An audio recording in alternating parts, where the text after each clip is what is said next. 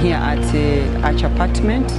We've been holding a workshop, a 3-day workshop, validating the draft curricula that we had developed, and we were seeking input from people from the industry, most especially, together with some of our trainers, to see whether what we have so far developed matches with what is required in the industry.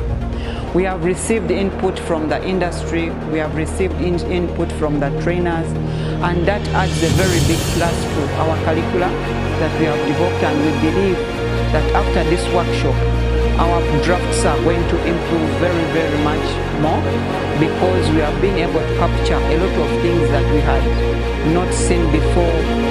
We have been able to make some corrections, we have been able to beef up some content, and to make sure that whatever is in the curriculum is aligned with what the industry requires us to do. So this means that our curriculum now is more sound as far as industry relevance is concerned, and we believe that whoever will go through this curriculum will be able to easily get employment if the training is properly done.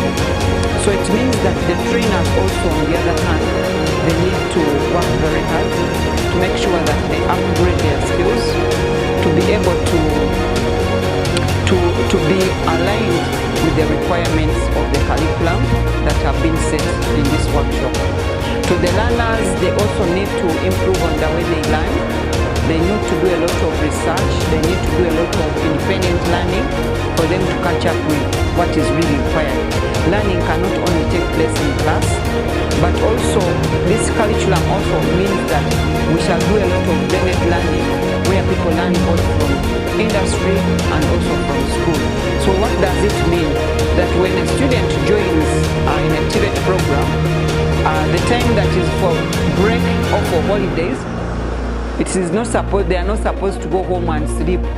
They are supposed to go to the industry, they are supposed to remain learning, they are supposed to remain connected to what they do and relating what they do to what is required of them.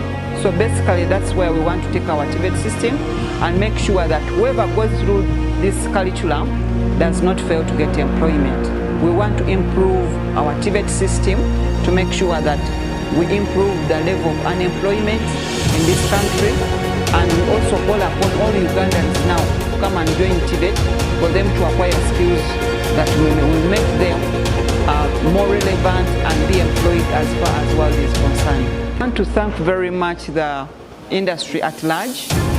We want to thank, we cannot say that we are thanking this specific company, but when we wrote organizations to give us their staff, they provided them to us.